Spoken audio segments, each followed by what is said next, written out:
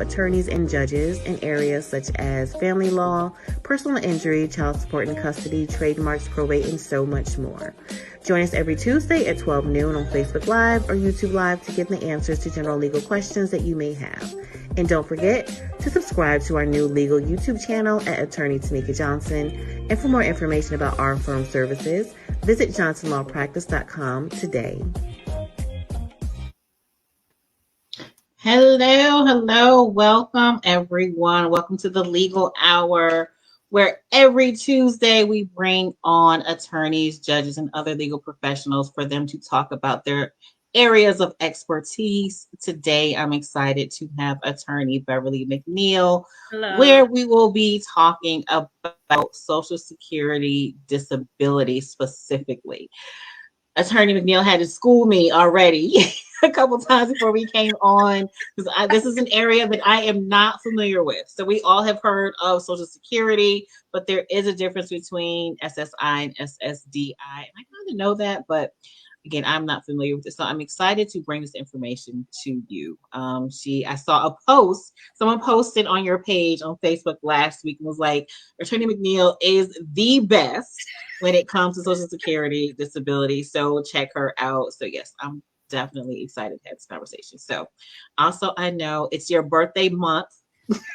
So she kind of cut it. I'm not gonna say she cut it short, but she came after some partying for the month. So thank you for joining us. As we get started, before we get started, just let us tell everyone a little bit about yourself, where you're from, where you went to school, and how you got into this particular area of Social Security disability. Well, okay. So myself, I always say originally from New Jersey, but I moved to Florida when I was a teenager. So, but living in South Florida, went to law school in Michigan, went to Cooley Law School. And when I graduated, I actually started with family law. I actually didn't know much about Social Security disability, only through my sister, because I have an older sibling who's autistic nonverbal, who I've seen gone through the Social Security disability process. And I heard about the area of law from a colleague of mine. And I started learning the area of law, and I started with Social Security disability, I would say 2016. And ever since then, I've been loving it. And I switched from family law to Social Security disability law, and that's where I am now. So, okay. So was that transition easy from family law to Social Security disability? Because I know, family law can be a lot of drama. Yeah. A lot of drama. It wasn't easy, I'll admit, financial wise, because with family law cases, you get your money up front, you don't have to wait to when to get paid. Social Security disability is contingency. And it's contingency as in I have to win to get paid. It's not a situation where, okay, maybe if the injuries or if the person's disability is not that bad, maybe I could get a little bit. No, it's all or nothing. So financially it wasn't, but as you said, the drama aspect of it, there's drama with Social Security disability, but it's not the same type of drama in family law. And I've always say this, it takes a special attorney to practice family law, and it's not for me. It wasn't for me. So Listen, I had my hand at it the first couple of years, but I knew I didn't want to go into it. But, I was like that ultimate mediator. I'm like, let's just mediate, because nobody's gonna be happy. Let's talk it out. I totally get it. So, okay, as far as Social Security, the biggest question, or maybe most basic question, is what's the difference between Social Security or SSI versus Social Security disability? Social Security disability, or we'll say Social Security disability insurance, that's the disability that you receive from working. That's when you have your paycheck and you see the, FICA, they take out, the taxes and everything. That's Social Security disability insurance. So if someone has paid into Social Security a certain amount of years or a certain amount of credits, obviously it varies based on age or whatnot. But if someone becomes, disabled, they're not able to work anymore, then they could go into that insurance and apply for Social Security disability insurance. The thing is, a lot of people feel like, okay, I paid into Social Security disability all these years, I'm entitled to it. But just like car insurance, you don't receive that money unless you get in a car accident, right? I don't practice PI. I'm just trying to throw an example. So with Social Security disability, you have to be proven that you're disabled, and then you have, then you receive it. So that's Social Security disability or SSDI. Now, SSI, Supplemental Security Income, that's for people who wants to apply for Social Security disability. However, they don't have enough work credits. They haven't worked enough. They haven't paid into the system. So in order to receive that, you of course have to be proven that you're disabled, but also you have to meet the income requirements. So if you're a single person, you can't make no more than $2,000 or have no more than $2,000 of assets. As a married person, no more than $3,000.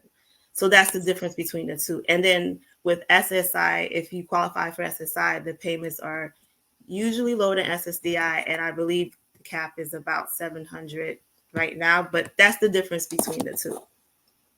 Okay, so is there a minimum age for either one?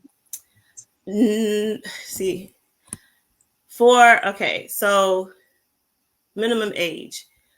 Adults start at 18 because you do have children cases. I do not handle children's Social Security disability because just the easiest answer is different, right? And also as a child, when you have to apply for Social Security disability, you're not receiving SSI. It's SSDI. The first one is based on your parents' income, right? Because, children don't have a work history or anything. So minimum age, it's 18. You would say the adults will start at 18, but there's different factors as well. But usually, it's 18. And then I know you didn't ask this, but the oldest age is usually at the age of retirement, because a lot of people think that, okay, I'm at the age of retirement, but I still want to apply for disability. No, you just have to apply at this stage. It's just retirement, because a lot of people don't realize that. Let's say you are on disability before you reach the age of retirement, right? Once you reach that age, it turns into retirement anyway, because it comes from the same, I guess, I like to say pool, or, same bucket. So, yeah. So minimum 18, oldest, maximum age of retirement. Okay. So just for clarification, SSDI is for those people who have paid into the system, so to speak. Yes. They've had an employer, and every, check, something goes there. So would you say that the SSI is more so for people who are self-employed, or again, who, for whatever reason? Okay. Low income. Okay. Yes, because that's money from the government, actually, because you didn't pay that money that you receive for SSI is not money that you paid into. So it's money from the government. So I guess sort of a welfare, I guess, and it's based on your income. So yeah. Gotcha. Okay. So let's talk about the qualifications for being termed or deemed disabled. What is a disability as defined by the Social Security Administration? Disability defined by Social Security Administration is that you have to have a disability or impairment that have caused you not to be able to work 12 months or more, or you have one that it's predicted, obviously, based off of medical records and medical, opinion, professional opinion, that you are not going to be able to work for at least 12 months or more. And when we say work, I always have to emphasize this. It's not just your past job that you're not able to perform anymore. It's any job that you're not able to perform. And that's why it's hard for people to receive disability. So I was going to say, that sounds like a high bar. It is. So meaning, let's say that you were the CEO of a company or an executive at a company. You were in an accident, let's say, and you can't walk, or physically you're disabled, you can't do anything, but they could technically work at McDonald's. Would they qualify? Just off the top of your head, they can technically work, but maybe they have something going on where maybe they're not able to perform the CEO or the executive position anymore, but they could work at McDonald's. Is that considered a disability? If they are working, if they're able to work at McDonald's, you're saying, even though they can't. No, because they're able to work at McDonald's, so they're not considered disabled, if that makes sense. And they're probably, if not to be technical, but your example said if they're not able to walk, you said if they get in a car, let's say they're not able to walk, or maybe they have. Mm-hmm. I was going to say they wouldn't be able to work at McDonald's because that's as we consider a light job, standing, whatnot. Okay. So it probably be a sedentary job. They would say an example like that. They would probably say, and that's a good example. So you have a person, like you said, worked a CEO job, which we call skill job, right? And they're not able to work that position anymore. Yes, so security could say, well, this person could do a sedentary job, just sitting down, collecting tickets in the parking lot for a concert, for example, right? Mm-hmm. They will try to name the most simplest job that the claimant could do.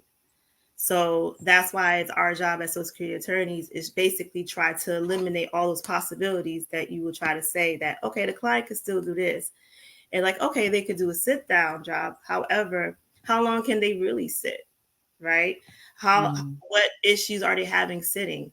Can they sit for 5 minutes? Do they have to get up every minute due to the injuries? Now you're off task at work. Yes, they could probably do a sit down job, but how long are they really going to be at work? How long are they going to really pay attention? So that's like our job to do. And that's where it gets, hard, I would say, but that's what we do. So that's a good example. If we are able to eliminate the fact that they could do even the simplest jobs, then yes, then they're considered disabled. But if they're saying, well, they could do these other jobs, then no, they're still not considered disabled. Even if you have an impairment or have a disability that is proven by your doctors and everything, if it's still proven, if it still shows, I'm sorry, that you could do the simplest job, then no, you're not disabled. So, wow, yeah, that is. Yeah. So, are there income caps or limits to SSDI? No, not SSDI, because again, that's based on you working in the system, you pay into the system, so it's technically, like we say, your money if you're disabled. Now, if you're on SSI, there's a lot of rules and stuff. You have to be careful that your SSI won't be taken away. So that's the difference. Because again, SSI is based on your income. You have to basically be under a certain income level. So let's say you on SSI only and you have this, this deposit of a large amount of money in your account, for example. That could trigger SSI or Social Security, and they will contact you and see what's going on, and they could probably take the amount away. So that's why when it gets to SSI, you have things like special needs trusts and everything that you could look into. If you get a settlement or get some type of lump sum or something like that, it's good to put into a trust. I don't handle wills and trusts. I have people I refer that to, but yeah, that's what SSI gets more complicated when it comes to the income, and you have to be careful. So okay. And I just had recently someone asked me who is on SSDI, and they were getting basically an inheritance from a parent that passed, and so they were concerned about will this take them off, or will this basically reduce their benefits or kick them off their benefits? Will something like it, let's say they were going to get like $20,000. Will something like that trigger SSA, Social Security Administration? Yeah, the SSA. It's confusing. I know. To say, okay, where is this money coming from? You're no longer qualified, or is there a break? Do they have to reapply? Like, what is the process for that situation? Again, it depends if you're on SSDI or SSI. If you're on SSDI, it doesn't matter. It won't trigger it. Now, if you're on SSI, yeah, you have to look into, like I said, there's certain trusts or special needs trusts that I know of that you could try to basically get so that it won't trigger your SSI. So it depends if you're on SSDI, SSI. It's only, something you have to be careful about if you're on SSI. So. Gotcha. Okay. So do you have to constantly review or renew like every year, or when you get it, especially for SSDI, once you get it, do you have it, or what's the periodic review? It all depends. it all depends on what Social Security has decided. So I'll give you a few examples of recent cases that I've had. So, I've had, recent case that I've won, and that one was, okay, this client, he's disabled. Okay, he's going to receive this amount for the rest of his life until he reached the age of retirement and switched to retirement payments, and that was fine. But then I had another case that I've won. This client is, and they do this usually with younger claimants sometimes. She was 26 years old, and we did win. However, the judge was still, well, I think she's going to get better in a year. So in a year, we're going to re-review this. And that is called continued disability reviews, or CDRs. That's what those are called. So it all depends on what the judge, if it's at the hearing level, decide, or, if it's at the initial reconsideration level, which is the lower level, is what Social Security decide. Sometimes they say we have to re-review in 3 years. It all depends on each individual's, disability, basically. And if it's something that Social Security believes that will get better. So that's interesting. Mm-hmm. Okay. So as far as, again, I think you touched on it briefly, but just for clarification, what does it cost to retain you as an attorney for SSDI case? It doesn't cost anything. It's, well, not anything out of your pocket. The way that Social Security Disability the Social Security Disability attorneys, the way we receive payment is that if we win their case, it could, be at any level, but if we win, that's when the attorney gets paid. We get paid 25% of the past due benefits of our client. The past due benefits, or the back pay, is basically the amount of money that they have accrued from the first time they have applied to the time they actually finally receive their favorable decision. So let's say an individual applied on January 1st, year 2000, right? Initial application, that was denied. They did an appeal for request for consideration, denied. And now we're at the hearing level. The hearing is December 2020, right? We win at December 2020. We win, the client wins. So after the client wins, then, the case is sent to the payment center. They process the payments and everything. And basically they'll process how much the client will receive monthly. But they will also receive a back pay from January 1st, 2020, December 2020, because they've been waiting all that time, right, for the decision. So that's like their back pay or past due benefits from when they were waiting. The government would pay us 25% of that back pay. And that's how we were paid. And there's a cap. The cap was still $6,000, but it's been raised to $7,200 starting in November. So that's how we get paid. Okay. So it's 25%, but no more than the cap.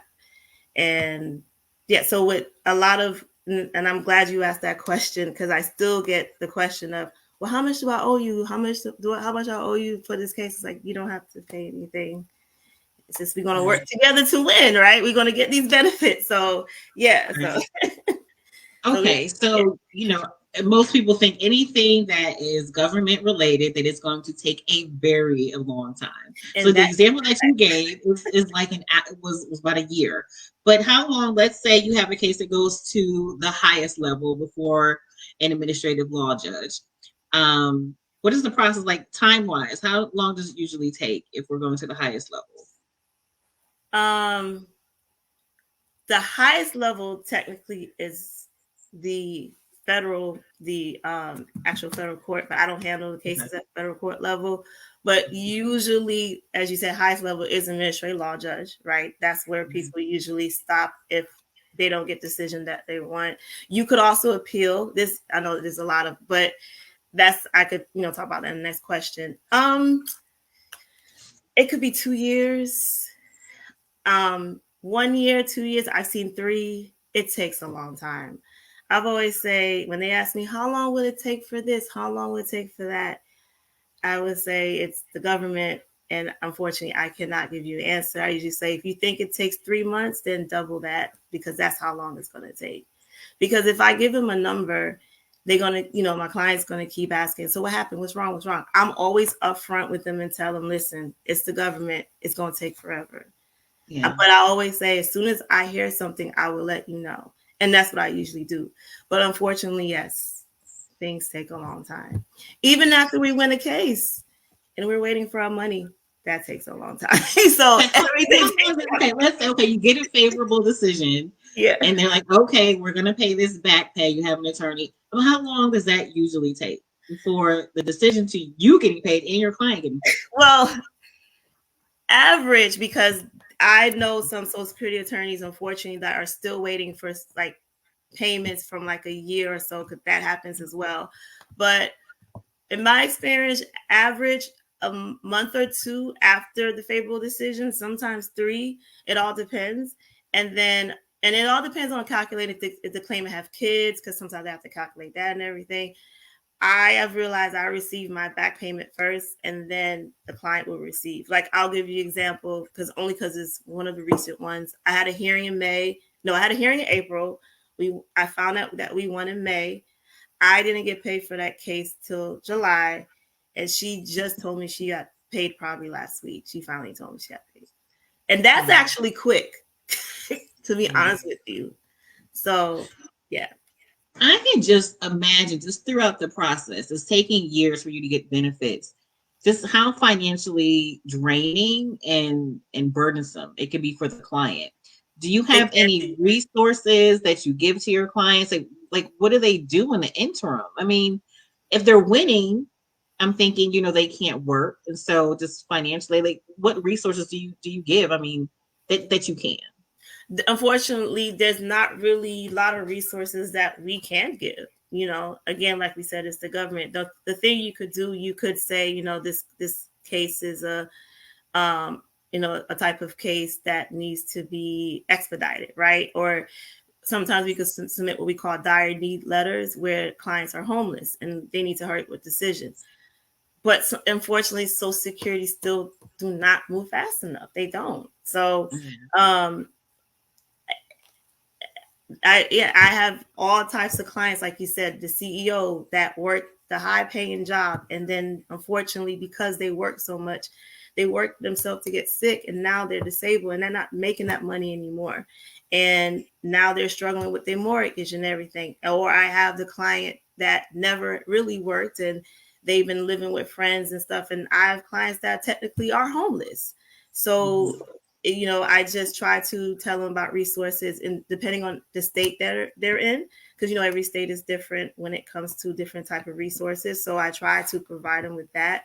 But unfortunately, there's not, much that we can do. And my heart breaks for a lot of my clients that deal with that, because it's, I'm not here to bash the Social Security Administration. I'm not. Right. But sometimes I just feel like I wish they could do a little better, especially with the clients that are just suffering while they're waiting. So yeah, that's a long time. Yeah. And so I guess I'm thinking, worst case scenario is maybe they used to say welfare. I don't know if it's still welfare, like TANF and food stamps, that kind of thing. And I'm assuming that goes a little bit quicker.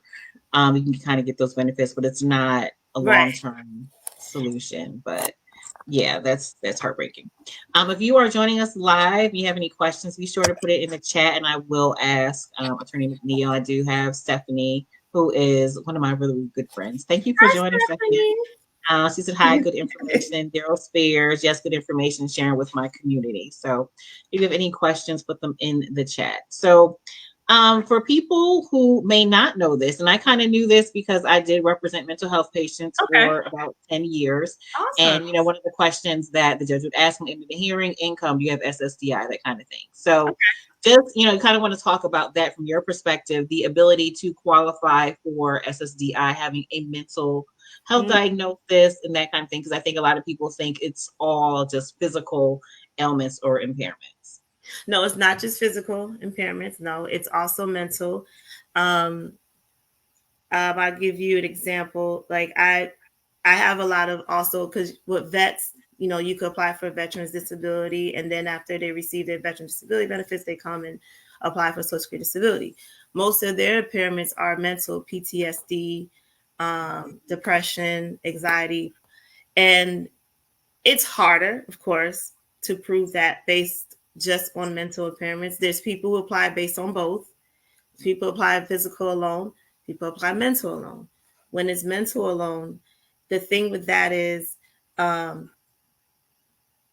there are a lot of people who are working with depression and anxiety because it's controlled, right?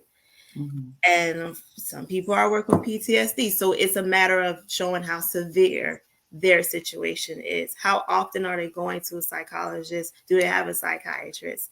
You know, and then with Social Security, they not saying I believe therapists, certified therapists, are just as good as psychologists, but they like to see psychologist notes, if that makes sense. You know, yeah. And their mind is like, oh, it's more severe if they go into psychology, if they go into doctor self. It's more severe if the psychiatrist is giving them the medicine. It's more severe if they're talking to someone a few times a week as opposed to once a month. Hospital visits, you know. In Florida, it's called being Baker acted. If they, try to, basically harm themselves plenty of times, then they have hospital visits. There's a lot of factors they look at. And also, by the time I get to a hearing based off a case that have mental impairments, I like to have at least 2 years of records based on the mental impairments, because that's what they want to see. It's a little harder. It is. But yes, you definitely could apply based on mental impairments as well. Okay, so just let's just say you were committed involuntarily for a mental episode or what have you. Does that not automatically trigger or qualify you for SSDI? No. You did just mention 2 years. So I'm thinking if it's, a lot of times it's the first time a person that has been diagnosed or they've been committed to a facility involuntarily. It doesn't automatically trigger it. No, it helps with the case, but no, it doesn't automate. Yeah, it does not. And so you're still looking at a couple years records, and then after that, the process, I guess. So you could be looking at a long period of time. Wow. And then also it depends on, and I'm basing my answers off the hearing when I have these hearings. It depends on the judge too. A lot of these factors depends on who you are in front of as well. Because you could have a judge that will look at those same records and say, yeah, I could tell that, this person has been dealing with severe impairments, through this time. And, and that means they will continue to deal with this. Or you could have a judge that has said, and this happened to me before too, well, so-and-so was working this whole time with the mental, impairment. So I don't understand why they still can't work. So it all depends on the judge as well. So, but it doesn't automatically trigger to say, okay, now you're disabled. No, it just helps. It's just part of the factors that will help eliminate, again, any possibility of saying that this individual could perform the most simplest job, most unskilled, simplest job. That's what you have to eliminate. So. Now, also, there's also other exceptions when it comes to age, once an individual is 50 over or 55, but it gets kind of complicated. But I always explain that to my clients who are around that age as well. It gets a little easier.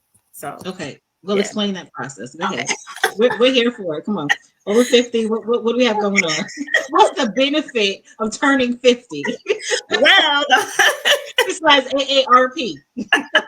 Right? I'm going to have to apply soon, Okay, 50. So when individuals turn 50, right? Okay, now I'll give you an example. I'll give you an example of a client that is 50 that comes to me, or a client that comes who's 55. So once they turn 50, there's another set of rules that applies. We call it the GRID rules because that's our, slang for it, but it's the medical vocational GRID rules, and I should know the proper name for it right now, and I don't. But we're so used to saying the GRID rules. Basically, if a client is 50 and comes to me, right, and they have a job working McDonald's, let's use that example, right? They were a cashier, and if they weren't 50 years old, if they was 48, they're injured. They can't work at McDonald's anymore, but they could do a sit-down job. 48, 47, if the judge says, or Social Security says, this person could go do a sit-down job, they're not disabled, and they're going to go do a sit-down job.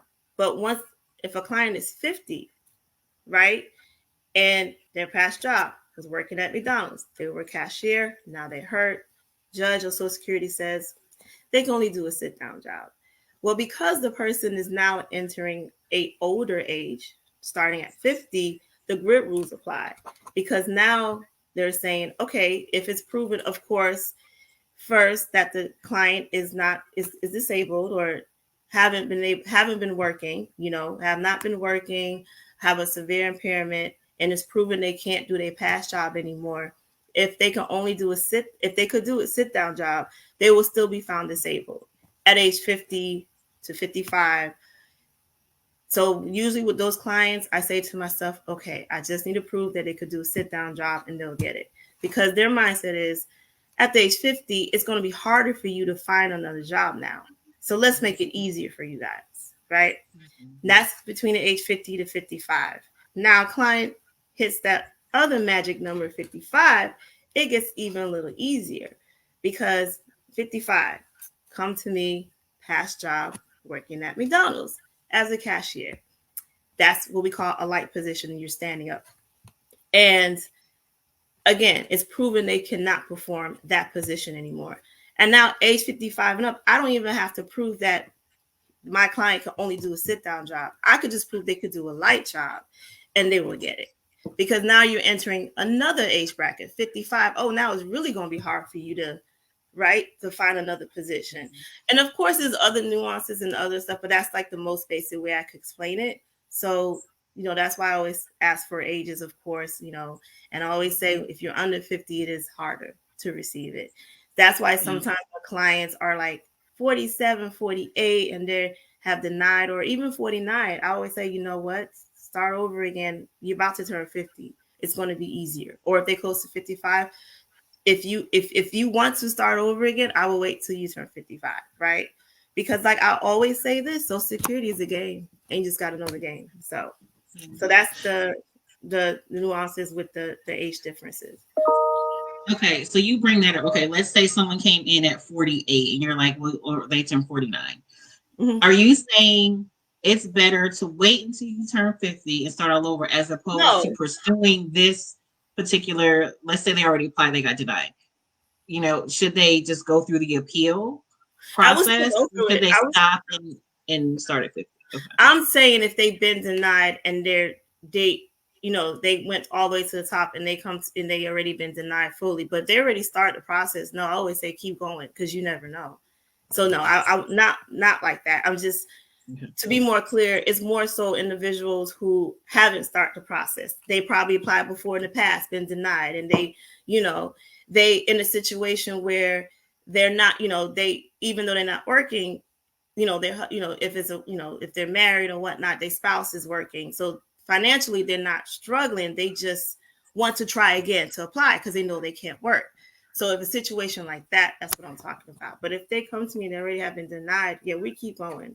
Because I also could argue that this individual is close to the age of 50, closely approaching that advanced age. That's another thing I could argue. So yeah. Okay, so then is it at 62? That's when it transfers over to just whatever the age full. That's early retirement age, 62. Okay. The full age of retirement, which I know depends the year you were born. So it's very 66, right? 7. I know I should know it, but yeah, it's the full age of retirement. Yeah. Okay, so full retirement. I was thinking, thought it was 67, but I don't know. I don't say that with authority. I'm just what I remember. I know most people that I know, they take early retirement. They take it at 62. Right, early retirement is 60, they never make it to 67 anyway. Everyone that I know. So okay. So we talked about the process. Just talk about just a little bit more about the entire process, from application to if it does go to like the federal level. Okay. All right. So basically, Social Security has 3 levels that are before the federal federal district, if you take it that far. But you have the initial level, then you have request for consideration and hearing level. So if you're applying for Social Security disability, you apply initially.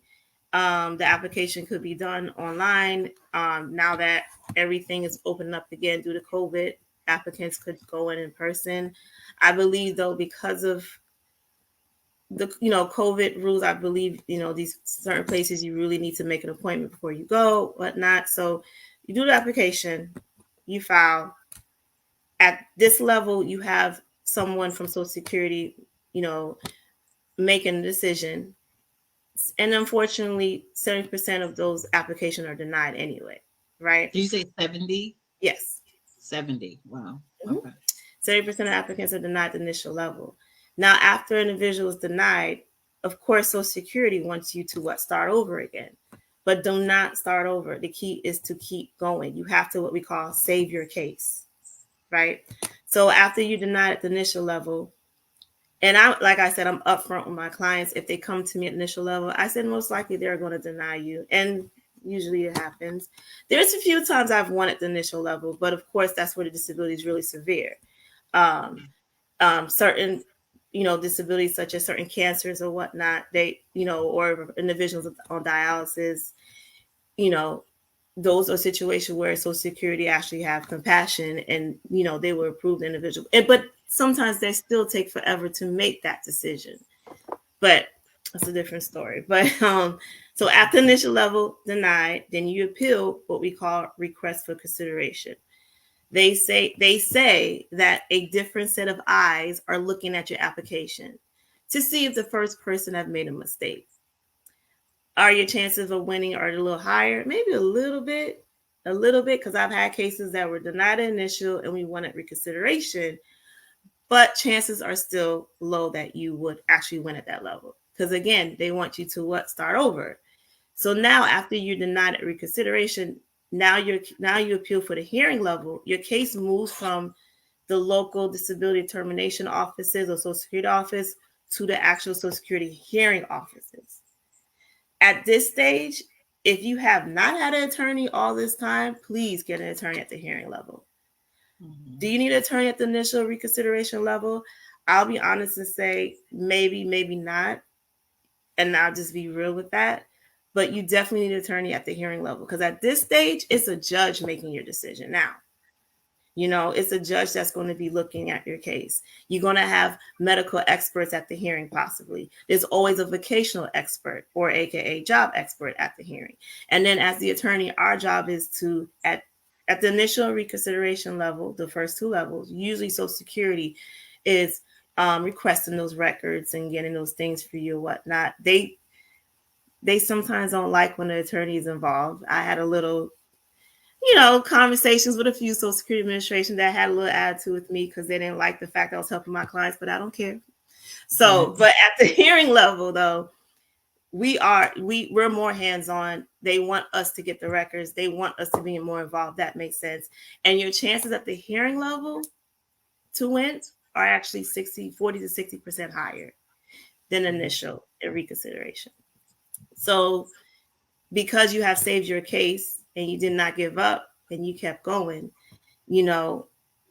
that's, I guess one of the reasons why the chance to hide at the hearing level, because no one is paying out of pocket to pay an attorney or just to pay to apply. Everyone applies. Mm-hmm. Everyone applies for Social Disability. There's a backlog. It's ridiculous. So they do this to weed people out, basically. That's what they do. So yeah, they want you to give up. Of course they do, but that's the process. The key is to keep going and don't give up and to save your case. So yeah. Reminds me of law school, like LSAT will try to weed people out. Exactly. That's what it is. The initial level is 2L. Request for consideration is 2 L's and hearing level is 3 L's. You made it. Right. So at the reconsideration level, who is that an in-person hearing or virtual, or that's just kind of behind the scenes? There's no hearing. They look over the case and look over the notes. But just keep in mind that at these first two levels, there's some employees that work Social Security that are great, but some you could tell burned out. Some of them, I feel like, let's say you have a person who apply initially who have a whole bunch of medical records and all this stuff wrong with it. Sometimes I feel like they don't even look or pay attention. They just look for certain keywords, right? Mm-hmm. Because if their goal is to deny you anyway, that's what they're going to do. So yeah, it's no hearing at the first or consideration level. No, it's just, like you said, behind the scenes, and they're going over your paperwork and making that decision. Okay.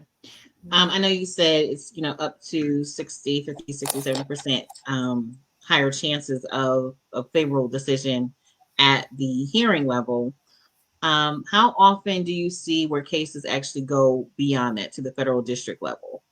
I have seen it. Again, I personally don't handle that. If I have a client that's like, no, after the hearing level. So after the hearing level, just to clarify this, if you are denied, you have a chance to appeal to the appeals council, right? Okay. With that, basically, the best thing to do is, again, have an attorney to write a brief. And what you're doing is the appeals council is in Falls Church, Virginia. And what you're doing is not saying that the judge, okay, got it wrong. I'm really am disabled or my client's disabled. I am arguing that the way the judge got to that decision is wrong. He left out a few medical providers, for example, or he didn't fully articulate his reason for this, or he left out a few impairments, So you have that option. They say 10% of cases are remanded back, but you have that option. If you're denied at the appeals council, then you have the option to take it to federal court, or you'll just start over again. Or if you win at the appeals council, you have another chance to have another hearing. And I have situations where I've done that and I won at the second hearing, or I tell clients our second chance. So federal district, again, I don't handle it, but I have seen it done and it happens. So okay. Not federal government, sorry, federal district court. So yeah. Okay. Mm-hmm. Okay. That's good information.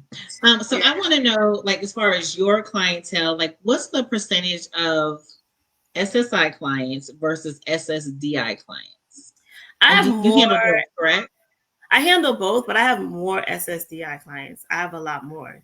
I do have a few. I have a few vets, and usually the vets that come to me, they already are receiving veterans disability, so they won't qualify for SSI anyway because they're way over the income thing. So yeah, mostly SSDI, and of course anybody would prefer more SSDI clients because they're going to pay more and more of a possibility of more of a back pay for us. But I personally handle both. So, but I do see more SSDI clients. Okay. And so I think another question people want to know, I'm in Georgia, you're in Florida, you have people in Texas or Connecticut. Can you help all those people, or can you only help people in residents of Florida? I help people all through the U.S. because my firm is also virtual, 100% virtual. So when a client comes to me and say, I prefer an attorney that I want to go in the office and talk to, that is absolutely fine. And I discuss with them and say, I may not be the attorney for you. And sometimes they say, well, I don't care. I still want you as my attorney. Or they'll say, yeah, you're right. You're not the attorney for me. And I'll gladly refer them because I have, I know a few local Social Security, other attorneys here that I'll probably refer to, or I'll give them a Social Security attorney referral number. But yes, I have clients. It's funny you said Texas. I have clients in Texas. I have, clients in Mississippi, Colorado, California, Georgia, New York. I handle all through the U.S. Because of, COVID again. Prior to COVID, all hearings were in person, right? COVID brought on the phone and video option. And it looks like those options are here to stay because there are a lot of clients who do not want to leave the house for a hearing. They're sick. Why would they want to go leave for a hearing? So usually the clients that I have, they're like, oh, no, Attorney McNeil, I'm fine. I want to be right in my house. I am good with the phone hearing, or I'm good with a video hearing. We are good. So that's how I handle everything, everything electronically. And then if they want to, have a video chat and talk, I'll be happy to do that. So even though I'm virtual, I'm not far away. Like I always say, when you become a client of the McNeil firm, you become family. So even though I'm virtual, I still talk and try to update you on everything, text, call me, whatnot, so we could get the process going and help you receive these benefits. So yes, it doesn't matter what state you in because it is federal law. So it's the same in every state. So. Okay. And so I know you don't charge a fee necessarily. You get your fee from a favorable case decision. Mm-hmm. Is there a fee for a consultation? No, ma'am. No. We don't charge for consultations either. So since it's all contingency, yeah. Okay. That's awesome. Yeah. Is there anything that I'm missing, like any case or common cases that I'm missing, or any final words as we wrap this up? I think because I was trying to think of like certain questions that I get a lot. So we talked about the payment. So to clarify, there's no money up front. There's no fee unless we win. Mostly it's not just your past job. I always have to emphasize that because I can't do my job as construction work anymore. I can't do my job doing it. I said, I understand that, but they're going to name all these other jobs that they have. And another thing, they base their jobs on this book called Department of Titles, which is the DOT. They haven't updated that book since the 90s. I don't know if they're not updating it because they want to keep on denying people to receive disability. I'm not sure, but they will name jobs that my clients could do that I'm thinking, where? Who's still like what? Give me an example. Like I haven't heard this in a while, but when I was hearing like a silverware wrapper, like stuff like that, or a job as a document. I'm sorry. Silverware wrapper. Yes, oh, that's a profession that they have in this big book. I'm not gonna say little book because I know it's big. So that's just like when did they do that in the 90s? Maybe 60s and 70s. Right. Yeah. So that's another issue too. So I always have to emphasize to my clients that they will still try to name other jobs, so keep that in mind. And I understand why, because I don't handle workers' comp, but I understand what workers' comp, and I also think with long-term, short-term disability, which is different from Social Security disability. That's another thing I need to emphasize. I do not handle short-term or long-term disability. I believe with those, it's depend on your past job, but I always have to emphasize with Social Security disability, it's any job. It's not just your past job. So those are the things that are really important that I want people to remember, which is, again, why it's hard to receive Social Security disability. So it sounds like, well, I thank you so much for just even having the passion to assist your clients, because you definitely have to have a pipeline for you to do this, right? Yeah. While you were transitioning, because it is a long process. So I definitely thank you for, sticking with it, because we need more attorneys that will do that. So again, just to kind of reiterate, I'm assuming you can kind of do the initial application yourself if you want to. Well, okay. Yeah. Okay. They could come to me if they haven't applied before either. They can. But of course, preference is clients who's already been denied and want to appeal. But yeah, I still have clients that come to me who haven't applied, and I help them with the initial process too. So yeah. Okay. All right. So I have Attorney McNeil's website at the bottom, which is the McNeil. Oh, I put it wrong. It should be firm. The McNeil firm. I have firm. Yeah, right. That's it. The McNeilfirm.com. No, I have firm. It's just firm. Oh, you put firm. It's firm, people. It's firm. SIRM, guys. but the correct website is actually in the comments. So if you view the comments, your information is there as well. We keeping those in the notes of the show. Thank you so much for coming on. That was really informative for me. And I think even for other attorneys, this is really good. And just anyone who's, has to go through the process, at least they know. And there was some clarification there. So again, thank you so much. Be sure to check Attorney McNeil out at the website, and join us next week. If you are a business owner, small business, we will be talking about trademarks with Attorney Stokes and protecting your brand, which we need to do as solo attorneys or any other business. That's true. So be sure to check it out next week, Tuesday at 12 p.m. Eastern, and we will see you next time. Thanks again for joining us. Thank you for having me. Of course. Bye-bye. Bye.